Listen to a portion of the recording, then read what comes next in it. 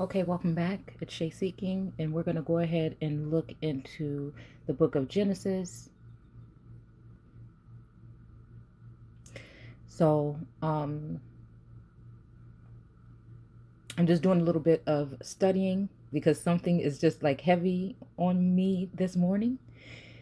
I don't know, it has me a little bit emotional, but it has me excited, but it has me nervous, but it has me all in my feelings, I guess. And I'm just going over a couple of things before I go off the deep end. So I'm just tying a couple of things up. And so I thought I'd just take you guys along on the ride while we read through Genesis. Because again, the way I see it is that the Genesis story, um, again, the way I look at all these stories is some of it has happened, some has passed, some was happening when it was being written, and then some was yet to come. Even I feel in Genesis. Or even some people may look at it as though, that everything has happened already, right? Like Revelations, all the way up to Revelations happened already. And then, you know, um, after Revelations, then we would be starting over again. Um, but again, some of the stuff I feel like it was written then by those, the same with ancient Egypt, um, because it was describing what was going to be happening in these days. Okay? So again, this is not your mama's Bible study because we know that his story can lie. Okay?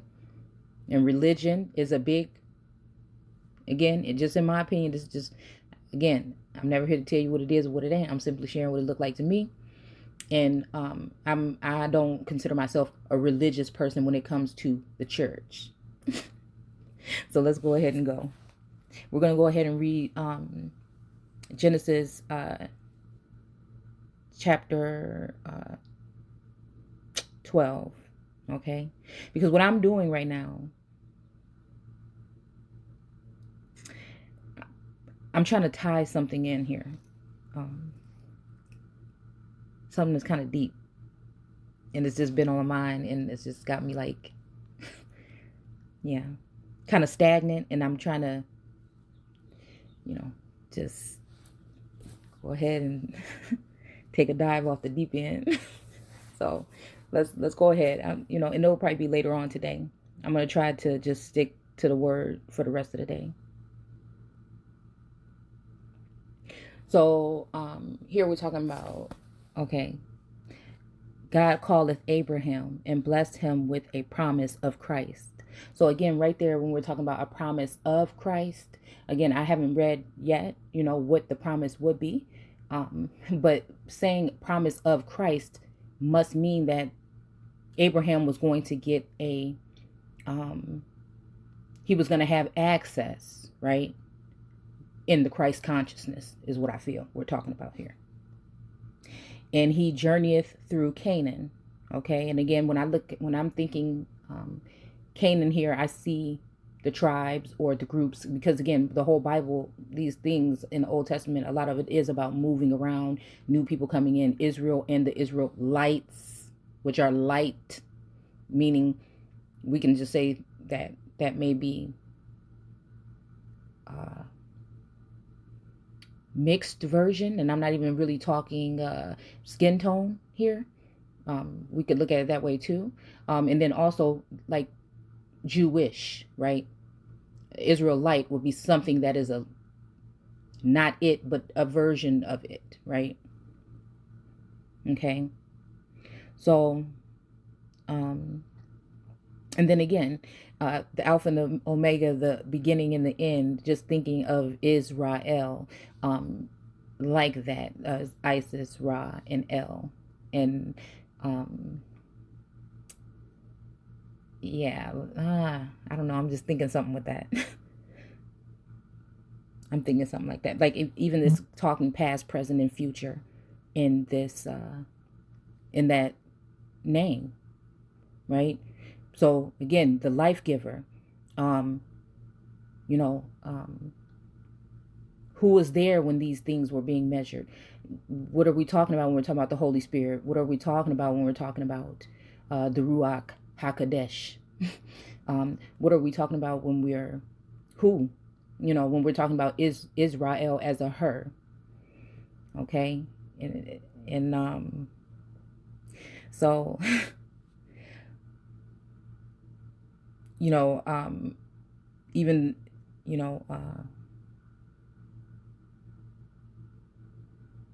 I am not what they say I am. I am she who has always been.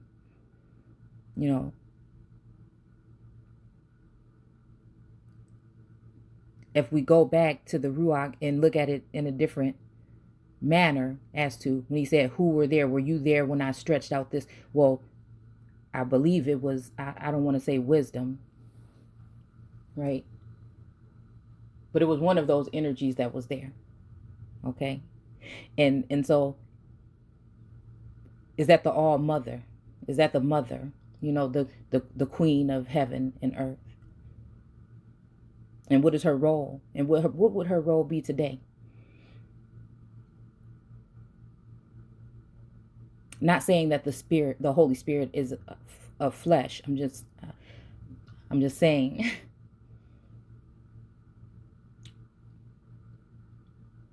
So, and again, just like this whole thing where we're talking about this, this thing that has, come and terrorize the world. And we think about the breath, or the breath of God.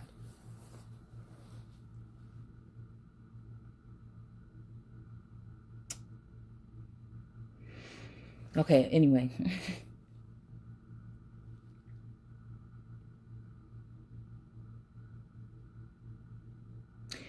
Okay, let's go. So then it says here, he was driven by a famine in Egypt. Okay.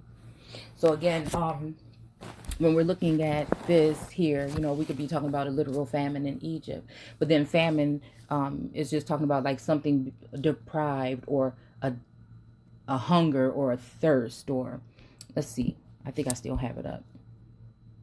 Okay, yeah.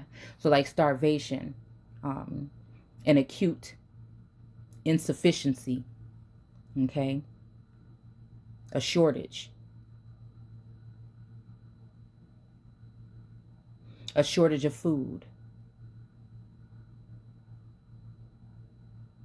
resulting in violent hunger and starvation and death. Okay, so again, this is also making me think of something about they're not getting any type of nourishment.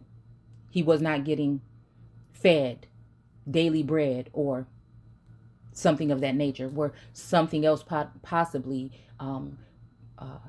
could have gotten in the way of his search for some type of information. It doesn't necessarily have to mean that we were talking about people didn't have food, because again, the food, or to consume, or being when things were set up in Genesis, and he says that he made them for meat. These, you'll have to think about like even the ancients leaving off, and then new light. I'm just saying it that way, like ish, or grafted in, or whatnot peoples, right, will be taking that ancient information and then translating it, or bringing it into a different light.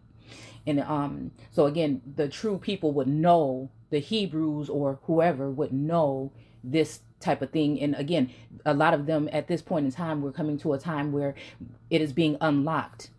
Those Akashic records, or the books, again, that we're talking about in Revelations toward the end,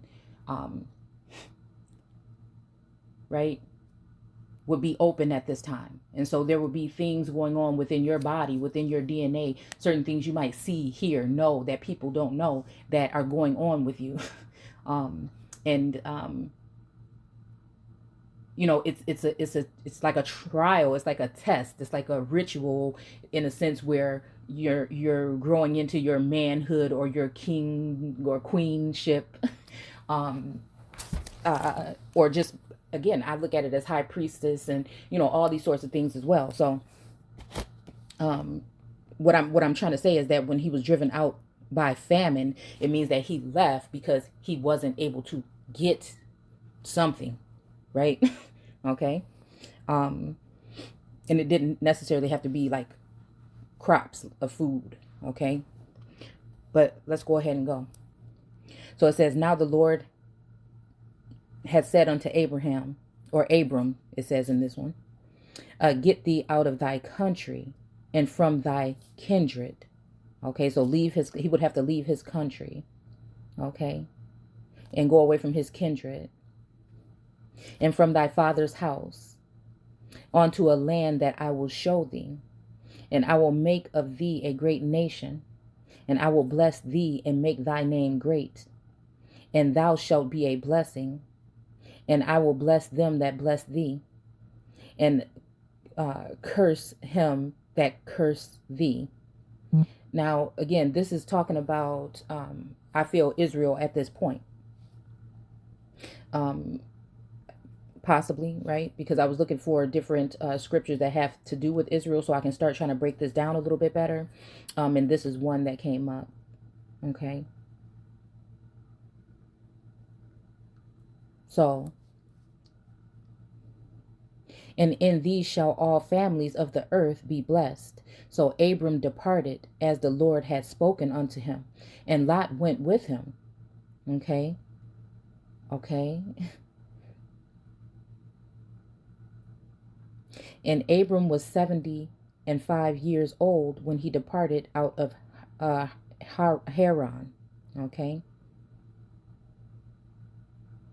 And Abram took Sarah, his wife, and Lot, his brother's son, and all their substance that they had gathered, and the souls that they had gotten in Haran. Okay. So again, like I did that post the other day about like soul snatchers, or, a lot of things that are going on right now, it does. But I think that a collection of souls doesn't necessarily always have to mean something bad, right? It could be just like-minded. Even like I look at you guys as like my soul siblings, right? Because something led us here. Something leads us to communicate with each other and share information with each other and support each other, in a certain way. Even if we can't all the time because we have a lot going on, there's some of you guys that I've met even just online, okay? Even through just comments and back and forth that, I can see you. So that's just, and again, I would hope that it would be the same way for me. I do think that just being in the position that I'm in and others being in the positions that they're in, that there's some type of things and complex things that go on in the background in the spiritual realm that may bring up things that change the energy here and there. But again, we are the ones that we've been waiting for, and we are the ones that are going to be maneuvering in these times, in the spiritual realm and in this physical realm. A lot of the works that we've done, no matter how big or small you think they are, have helped people. And we have all really, I can look back at 10 years ago when I first started doing this stuff, and it's just a beautiful thing. It's just a beautiful thing.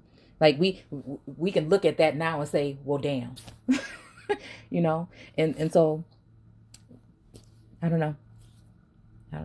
And greater works shall we do. Again, sometimes it feels like doomsday, but again, I guess it depends on how we unite and move forward at this point in time. All the dirt has been dug, and again, we can continue to build on that, but for me, I'm finding it where now I want to move on to, elevating or ascending. So, right. Okay. So look, we're talking about me, but see, this is my way of doing what I'm doing. It's different.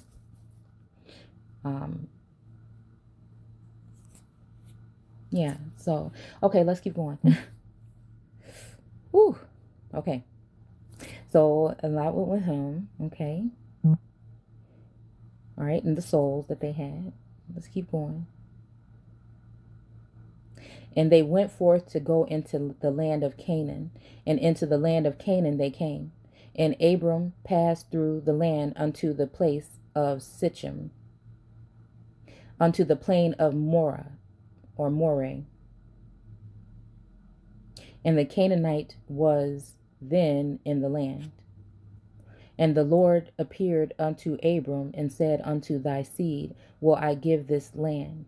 Okay, so unto his seed will he give this land. Okay. And there builded he an altar unto the Lord who appeared unto him. Okay. And he removed from thence unto a mountain on the east of Bethel, and pitched his tent, having Bethel on the west, and Hai on the east. And there he builded an altar unto the Lord. Okay. And called upon the name of the Lord. Okay. And again, this altar,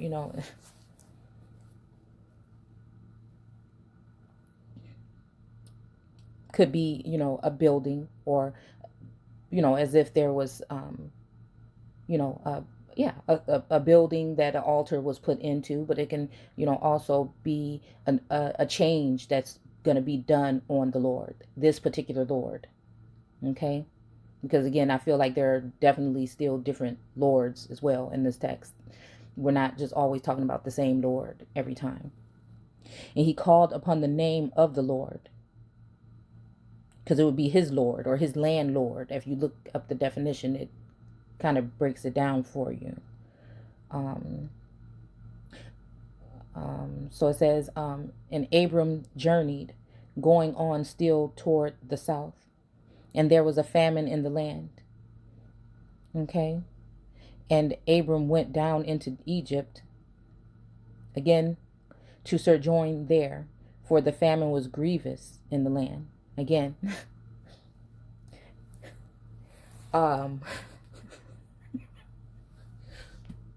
Okay, so again, this is just one channel doing it the way that we do it over here. But even this shortage of violent hunger, it's almost like even like a, we can look at the structure of the caste system as well. Where the Sheol, or the underworld, or where the untouchables would be. Okay, in that lower status, which means that the minds of those people, also would be in mental slavery or bondage of some sort. Okay, so then that brings it back to a mental thing, structural and mental, right? Because we could be talking allegory, we can talk parables and things like that in the text, especially when it comes to, well, Jesus or Yeshua. Okay, so but again, this is also making me think, when we're talking about the spirit then, or a spiritual realm, that we're talking about a lower vibrating frequency, or set in a, maybe even a blockage somewhere in Egypt. Because the lands are usually, I feel we're talking about wombs, or certain groups of people, when we're talking about the earth, Mother Earth, in a sense. Okay.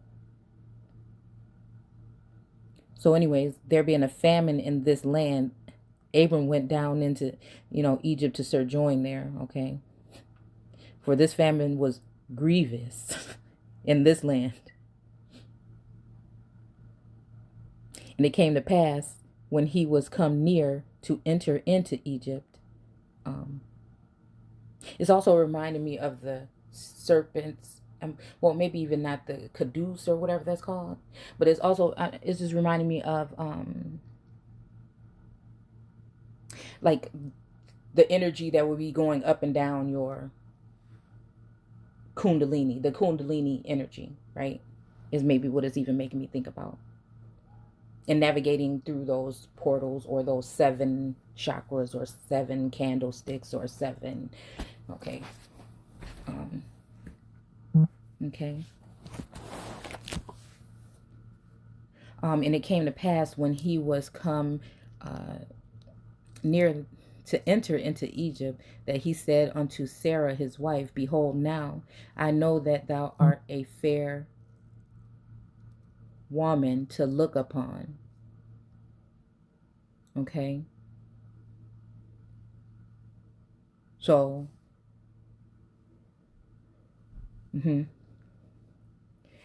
therefore it shall come to pass when the Egyptians shall see thee, that they shall say, hold on, okay.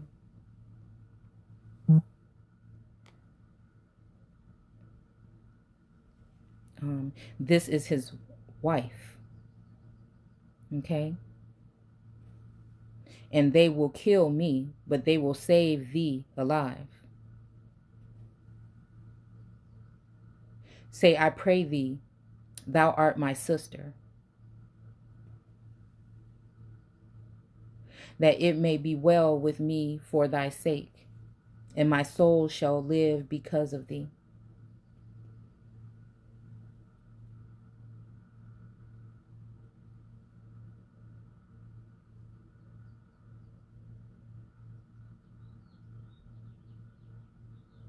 Okay.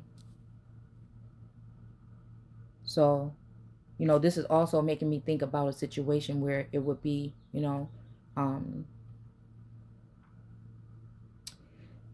someone that, again, I guess he would be afraid. I'm not afraid, but I guess he would be trying to play it safe to protect her. Okay. So then, it's just like, you know, uh, yeah. So, I mean, even just dealing with different energies, like through this whole time. And again, I just use layman terms on here because it's not too serious. Like, I just flow with it. It's a gift. Again, people may not like what I say, how I say it, but it's not for them to. They can do what they do, and I'm going to do what I do because this is what I feel I've been sent to do. Okay? And until Adonai tells me himself that I'm doing something wrong, then that's the way I'm going to do it. Okay? Or the Elohim or ancestors or guides. Again, because again, they're all here with me. The whole universe is here to assist, I feel, in these times. So, okay. So yeah, I see this now where, yeah, okay, never mind. We won't go there. Okay. But it's true. Like, okay, so different energies coming in, right? Okay. Because again, when we're talking about the higher up beings or elevated status beings, when from Genesis, I don't know if it was one or not, where uh, you know, we're talking about the constellations or the okay. Okay, y'all, because this ain't supposed to be like a whole full thing that I'm doing today, but I'm just thinking this stuff as I go. It's just coming up. It's like almost like when I'm reading the word, there's also it's just like unscrambling or something and laying it out, like rolling it out on a carpet or something. Okay. I mean, if you could see what I'm trying to say. Okay. And I don't want to go too far because I don't want to be here having y'all here too long. So we'll just say that. So it could be confusion, chaos almost. So when you're dealing with all this stuff coming in, these energies coming in, and it can be like a whirlwind, and then you have to kind of like ground yourself, balance that, and get a grip, or you may lose it. So again, at that time, lots of different, because I feel like the work that's being done within us, these beings have come to help. Okay, and so you can get confused as to what you're feeling working with these angels. What type of beings and angels or entities are you dealing with? and it can trigger certain feelings, right? Um, a form of even attachment, possibly, um, and you have to decipher, and you have to kind of draw yourself back again, so you don't get too far gone, but it's just how it's been for me. So again, at some time, there is where I feel like we're talking in this text, in the Bible in general, about when you're called to do something, as if you might have to leave your wife or your family or something to do works that you're being called to do, okay, and start a whole new life and cut everything off, right? Okay, so okay, so you can have these all these feelings and stuff and not be sure of them, and you can go from being low vibrating one day to vibrating what you feel is high one day, feeling attachments to those who have come um, to assist and guide you in the spiritual, for that walk, I would say, in the spiritual realm. And sometimes it can feel like a brotherly sister, mother, son. um, it's all these different types of emotions that go along with it, until you really feel out the spirits or the energies, and decipher. Okay, but then I guess that's where steadfastness comes in, because if you're not, you may miss out on a blessing or something. It's almost like a simulation, almost like, and we're going and we're doing these things. Some things we're doing in different realms when we're asleep and we're awake, and it's just kind of like, these are just things that I'm sharing with you guys, the way I know how, of the experience I've been experiencing for a while. And so, there's things going on. You have to catch up. You have to be like, yeah. So now I see why, during this journey, I've been led to want to be alone. I've been led to want to detach, yes, from my family and go and be somewhere, so that I can really, go all the way in. Okay. So, like I was saying, that those relationships with the entities can feel different sometimes. Okay, is all what I was saying. Okay, but in this case, he was doing it because he didn't want anybody to want her. Okay, all right. So, all right. So they're saying that they will try to kill him. Okay. Say, I pray thee, thou art my sister, that it may be well with me for thy sake, and my soul shall live because of thee. Okay. And so again, and towards this part, again, where I'm at now on this journey, yeah, leaving out, I was so upset. I was frustrated with some of these spirits sometimes. But again, like I told you guys before, it all helped mold me. It all happened for a reason. It took me out of my comfort zone. Certain things I didn't know about myself. I learned so many things. It's just been a whirlwind, but it's been a beautiful thing at the end of the day. And this brought me closer to that divine source. Okay? Because sometimes I don't even like to put a name. The divine, we wouldn't even be able to comprehend what we're really talking about. Okay, at that point. Okay. Right. And it came to pass that when Abram was come into Egypt, and the Egyptians beheld the woman, that she was very fair. The princes also of Pharaoh saw her, and commanded her before Pharaoh. And the woman was taken into Pharaoh's house. And he entered Abram well for her sake. Apologies. He entreated Abram well for her sake. And he had sheep and oxen and he asses and men servants and maid servants and she asses and camels. And the Lord plagued Pharaoh and his house with a great plague because of Sarah, even though it looks Saraya, or it looks, spelled, you know,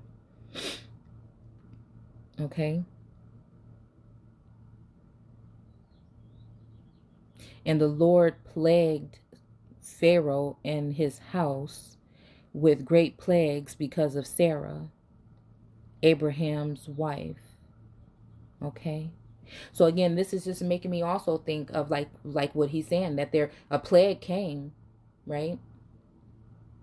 Um, something came and bothered or plagued this Pharaoh, okay, in his house, um, because of Sarah. And again, we're seeing AI here. I don't know.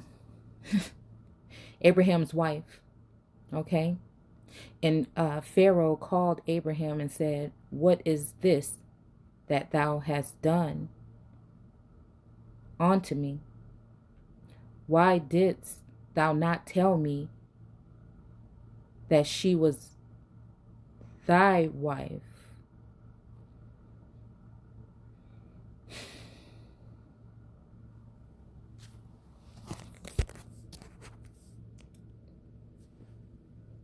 Okay.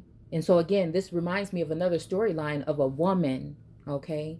You have a lot of people that have things to say about women. In the Bible, I say they're not reading things properly. And that's where we've gone wrong in the first place. See, because I read the text, I interpret the text, I use the spirit that's within me, that's been gifted to me by the Elohim, I feel. And it's helping to break these particular curses and mindsets. If that's not the case, again, I will have to be the one to ask for forgiveness. But I won't let it go down like that. And I think that's why, again, I may have been chosen with a lot of other people that, again, you guys know who you are. It's not a form of being cocky. It's not an ego. It's just putting things in perspective so we can see what we're really talking about here, and we can help each other figure things out going forward. Okay? Because we are the ones. We are doing better, greater things. Okay? And we're going to continue to do so if we can work together. And we all have our works that we should be going deep within to find, to see what that is, so that we can contribute in whatever way that is. That, I would think that, we were put here for. And again, sometimes it's hard to stay on that course with temptation and things like that. But at the end of the day, it'll be his will. Unless you, again, I've known, and again, this is, it's hard for me to go here, unless you do commune, or, with the Elohim and in the universe, and try to manifest something different. It may be what it's going to be. Okay? Because then again, I'm saying, these are living words. It's living. Okay? And it says, "Why saidest thou, she is my sister? So I might," and again, some of these people were sisters in a sense, and brother. And maybe even not in the sense that we're talking about either. Because again, a lot of, around this time, we're talking Egypt and things, so we're talking about slavery in a sense, right? And a lot of that was about breeding at different times in history in different places. Especially here in the Americas, we'll just say that. Okay? So it says, "She is my sister." Yeah. "So I might have taken her to me to wife." Okay? "Now therefore, behold, thy wife, take her and go thy way." And the Pharaoh commanded his men concerning him, and they sent him away, and his wife, and all that they had.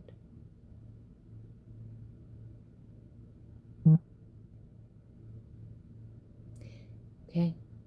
So, yeah. So we'll just stop there. I hope you guys are enjoying the way that we're looking at this, and I hope it can help you see, something that may, I'm just here to, get us to think alternatively, right? There's never really dogs barking over here, but there are now. So so yeah, we'll just stop there. Don't forget to comment, rate, and subscribe. And if you like, you can join us in the Facebook group American Aborigines Unchained for more information like this, alternative information, historical things that are going on in this day and age, different things like that. So yeah, again, gratitude. See you guys later.